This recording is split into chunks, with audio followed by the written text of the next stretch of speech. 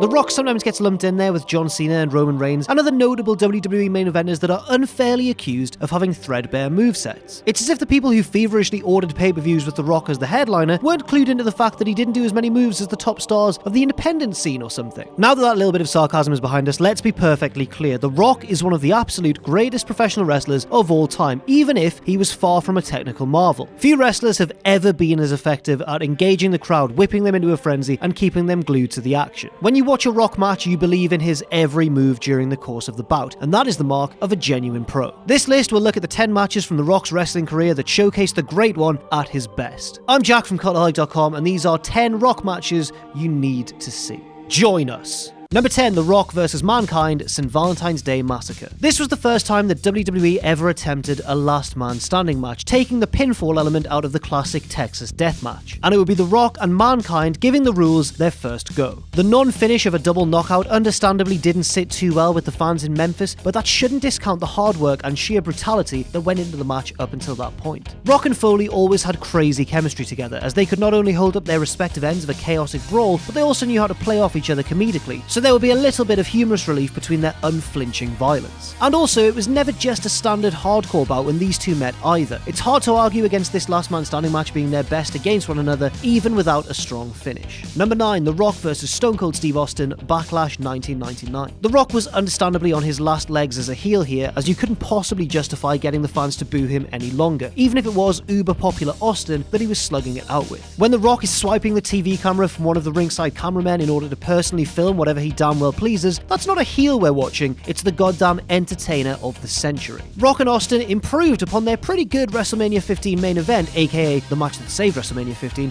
brawling dramatically and wildly with a corrupt Shane McMahon waiting in the wings to try and play a role. The Rock lost this match but will be the winner long term, as the inevitable babyface turn was mere footsteps away. This is Hero Austin versus Villain Rock at the peak of the Attitude Era, so really, it's an automatic winner. Number 8, The Rock vs. Brock Lesnar, SummerSlam 2002. When you need somebody to make a new star, you get The Rock. You want the Hurricane to get over? Have The Rock sell for his insults. You want to get Eugene over? Have The Rock endorse him as a courageous stand-up guy. Want to get Roman Reigns over in 2015? Just get The Rock. Well, some miracles are too divine, even for the people's champion. The crowd just did not want to cheer Roman Reigns in 2015. But the point still stands. The Rock will come in and let 25-year-old Brock Lesnar pulverize him to begin his run at the top of the company, and he'll do it proudly. This match just screams passing of the torch, as The Rock can be seen silently questioning himself when even his strongest shots aren't enough to keep the beastly Lesnar on his back. WWE had put a lot of work into building Brock as the unbreakable wrecking machine that he looks like, and The Rock pushed him over that line when he laid down clean to one solitary F5. The big fight feel, coupled with some truly inspired hype videos in the weeks beforehand, all add up to everything a major main event should be. Number 7, The Rock vs. Triple H, Backlash 2000. This one never stops being fun to watch, which is probably because it was meticulously designed to be a crowd pleaser. The fans in Washington DC knew that Steve Austin was lurking somewhere in the building, waiting to strike whenever Rock was utterly overwhelmed by the excessive cheating on behalf of the McMahon-Helmsley faction. Up until that point, the match had been your typically wild sports entertainment brawl that WWE does so well, but the final minutes made it legendary. When the glass breaks, all hell breaks loose, kicking off a sequence that ends with The Rock flattening the treacherous Triple H with a people's elbow to capture the WWE Championship that had eluded him for more than a year. There's nothing technical about this match at all, it's just wall-to-wall chaos, the sort of madness that makes us miss the Attitude Era so much. In the end, with a little help from Austin, The Rock stood tall right where he belonged, in his rightful place as WWE's top dog.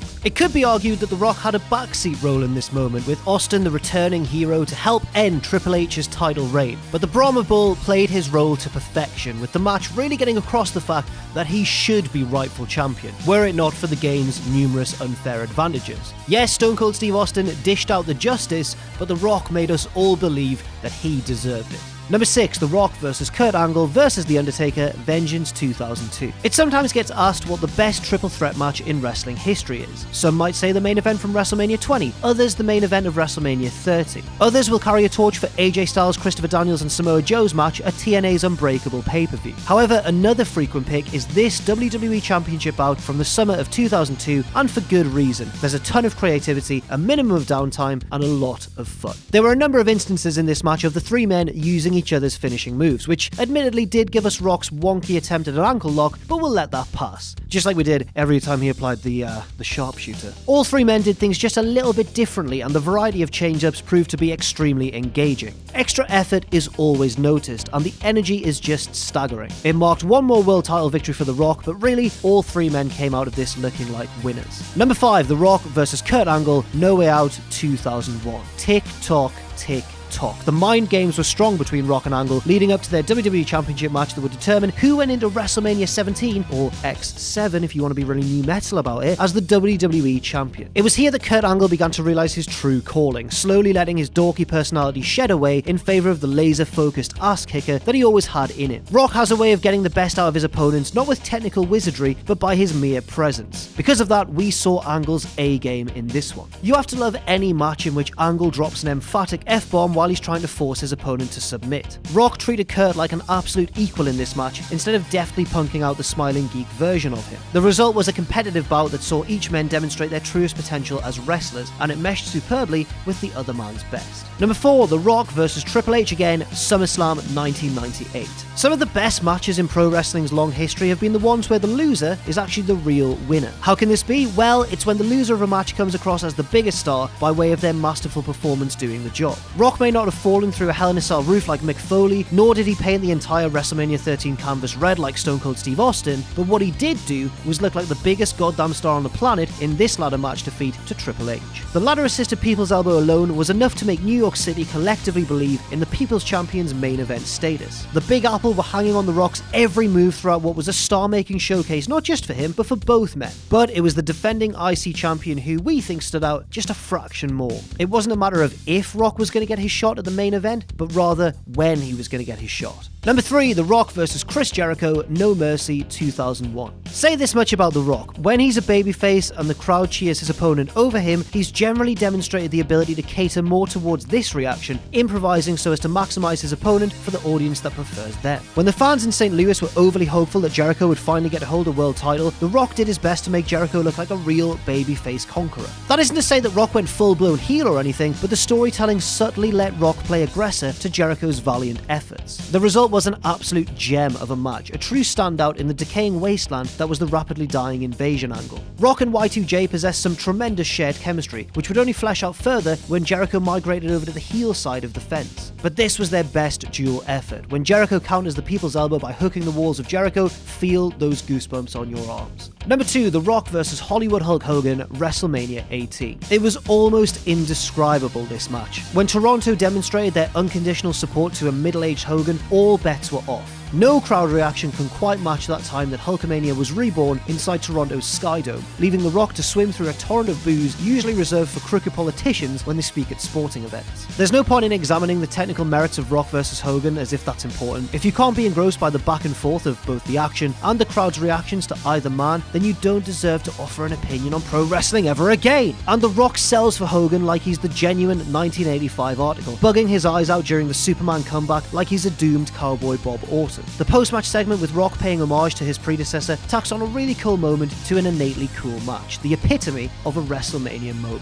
We also saw another great example of The Rock's ability to adapt his mannerisms according to crowd reaction. There was no way in 2002 that fans were going to cheer Rock over Hulk Hogan, despite the Great One's babyface status. Instead, they changed the match on the fly, with The Rock sneaking subtle heel tactics into his usually electrifying offense. This made the post-match segment where both men fended off an attack from the NWO even more satisfying. Take that, Nash and Hall. Number 1, The Rock versus Stone Cold Steve Austin, WrestleMania 17. If you want to talk The Rock's greatest matches from a physical standpoint, the line forms behind the main event of WWE's greatest card ever. We've seen Rock and Austin tear it up in sports entertainment style brawls, and we've seen Rock send Austin off with a dignified, understated battle between two unmatched icons. Both of those things happened, obviously, at WrestleMania. But their absolute best bout together closed out WrestleMania 17, the perfect blend of storytelling and fighting. Rock matches Austin blow for blow, weapon strike for weapon strike, submission for submission as they batter each other bloody before 68,000 fans in Houston, Texas. There's more than enough in this match to satisfy all tastes, putting together one of the most complete main event bouts you could ever see, especially on the big stage. Yes, the ending of Vince McMahon aiding a now heel Austin sticks in a lot of people's minds for the wrong reasons, but the efforts of Austin and Rock made this a virtually perfect match. And for The Rock, it's proof that as a wrestler, the Great One had no trouble living up to that level of nickname.